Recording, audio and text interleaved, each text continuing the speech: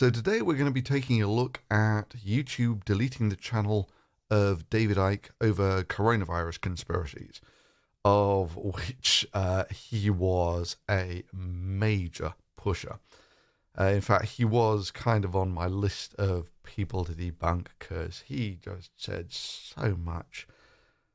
I mean, it's just demonstrably wrong, but you can go through and tell people all of this and they won't believe you. It's just not exotic enough. It's got far more mystique to it if it's some government conspiracy about it not existing or 5G or something like that. It's some giant conspiracy. In reality, of course, the opposite is true. People don't function well in large groups. Take, for instance, the American response to the coronavirus. This is not coordinated in any way, shape, or form, or for that matter, large portions of the rest of the world. But then you get people who did respond to it well, like South Korea, right? So the world over, people, I think, have this fear of other people that they're out to get you. In fact, this is one of those cute old sayings. Just because I'm paranoid, that doesn't mean that they're not out to get me. But, it really is. People are not good at secretly operating in large groups. The number of successful conspiracies there have been, well, I guess actually, successful conspiracy would be one you never found out about. But there really aren't many examples. Just take Bill Clinton. Could he even engage in certain activities in the White House without it becoming a bloody front page news? Anyway, so but David Icke, let's just a little background on David Icke. It's your good old story of working class kid made good. He started out as a footballer, then moved on to being a sports broadcaster, then he became the son of God. Real working class kid makes good type story. And one of the things he's most famous for, particularly in the UK, is this famous incident on this chat show called Wogan, where this was when he was in his sort of crazy phase, at the beginning of his crazy phase, and he was saying how great it was that he made people laugh. To which Wogan came out with this sort of mic drop moment. Yes, but they're not laughing with you; they're laughing at you, and apparently that was devastating for him for a while. Anyway, he is also all tied up with lizard people and all that sort of thing. He's one of the original folks who really popularized that sort of thing, and he also started pushing the coronavirus conspiracies hard. And let's just see what actually it did to his YouTube statistics, right up to the point when he was banned. So, I mean, there's probably a decent argument that, would he have got banned if everyone just laughed at him? Probably not. But, I mean, you just take a look at this. This is per month. But even at that, I mean, he's pulling in 100,000 subscribers a month, and it's basically, it's going viral. Cute irony there. But one of the reasons why this is interesting is the coronavirus, if you like, has a death toll tied to it. So if you just take a look at America, 70,000 people have died from this. And dead people, they would obviously rather not be dead, and they would rather those deaths be prevented. So what should society be trying to do to prevent these deaths? And why should the coronavirus be different? So, for instance, smoking kills about 500,000 people a year in America. And so if I had a channel that was maybe not encouraging people to smoke, but adding to the culture of smoking by, you know, telling people all the best tobaccos. I don't know anything about smoking, but I assume there must be things that you could talk about like that. Should they be banned? And or, you know, I mean, I know there's loads of gun channels on YouTube. And where's me? Yeah. So this is maybe another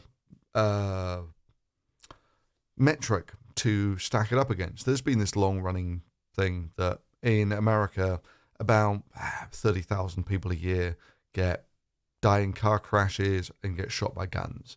And about, you know, I forget what it is, half or something like that of these gunshot deaths are actually suicides. But nonetheless, there's still 30,000 of them. And there's a similar number who die from cars. Now, the cars, you might argue, are, you know, they're actually adding to the fabric of society. Are the guns adding to the fabric of society? And, you know, should YouTube... It's this thing that once you actually start getting into the morality of this, there comes the debate about where should the line be. And, I mean, for me, with the coronavirus, it's a little different than with a lot of these things, in that if you don't take the coronavirus seriously, you can end up killing other people. But the same argument could be made with anti-vaxxers, and I'll wager there's loads of anti-vaxxers on YouTube and have been forever. But would they be banned?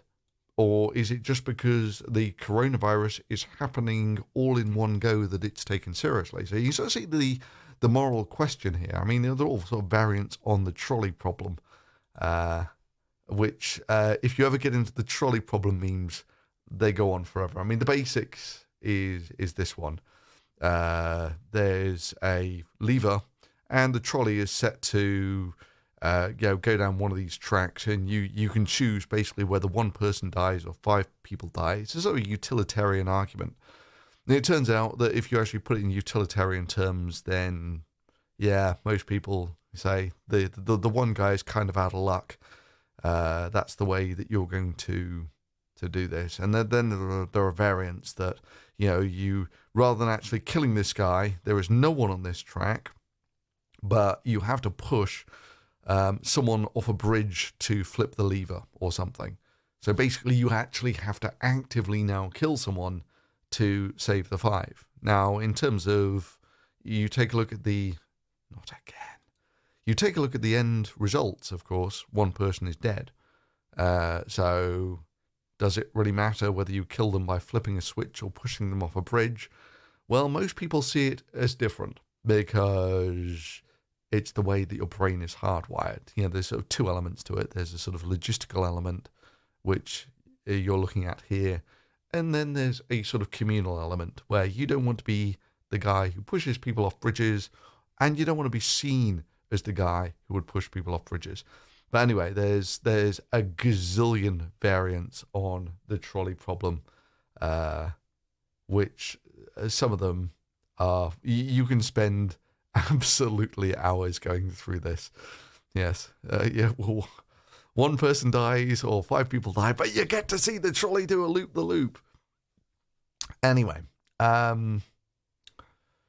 so yeah, with David Icke getting banned, the sort of stuff he was pushing was this video here, and again, they were getting so much traction with this stuff, where they were basically claiming that the coronavirus was exosomes, which is kind of true, in that, if you think about it, what the hell is an exosome? For those who don't know, this is basically a cell, and there's a cell membrane here.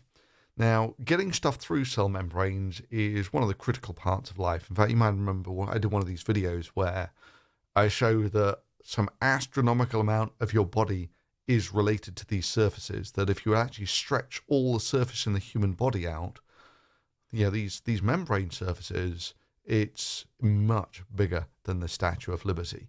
And it's something like 1/3 of all the proteins in your body deal with what happens on these membranes. So they're grotesquely important.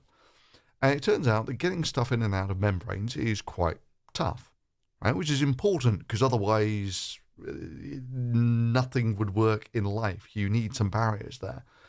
And so one of the ways that things can get in and out is you get these things called exosomes, which is basically a little bubble of cell membrane that can either bud off or enter the cells. It's a sort of transport mechanism, and there are a whole bunch of proteins that are involved in doing this sort of thing. And they say, well, look, the coronavirus looks the same. And yes and no. Yes, it's a little ball that has a cell membrane, because that's kind of what a virus is. It has a bit of RNA in there, which is, it sticks into your cell, and then your cell produces bloody hundreds more virus particles, which exosomes don't do. So yeah, it's true that you get things that at the most superficial level look kind of like viruses, but yeah, not everything that's got a cell membrane and is small is a virus. And yeah, the bottom line is that a virus will keep budding stuff like this until the cell dies. Well, this is not true. The exosomes is part of what your body does. It's part of its regular function. Viruses are not, and you've got all sorts of things that your body does that these are all proteins. I think if I understand the scale of this right, this is half a micron. Yeah, so this is a virus particle here. These are the proteins on the surface. So what antibodies do is they come and stick on to the proteins on the surface, and that basically marks the virus for death by your white blood cells. Or you got a whole bunch of cells in your body that basically if they find an antibody stuck to something, it just gobbles the whole thing up and digests it. And likewise, if this cell doesn't die because all of its cell wall has been used to make virus particles, the fact that it's also got a load of viral proteins on the surface would also mark the cell for, being dealt with by your immune system. So, it was a wide news everywhere that YouTube and Google both banned him. And so it's an interesting question.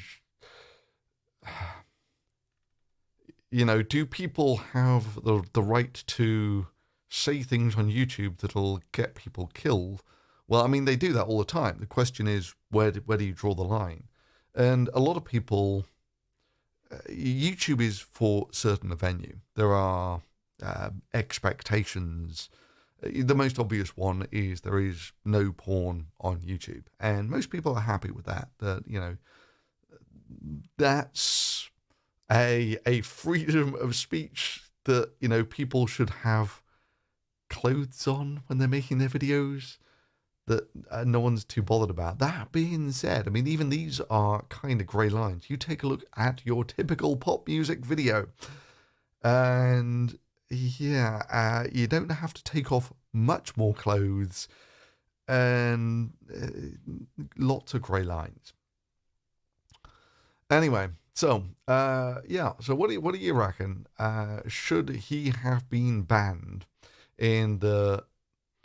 He was getting more and more traction, and it's an interesting question.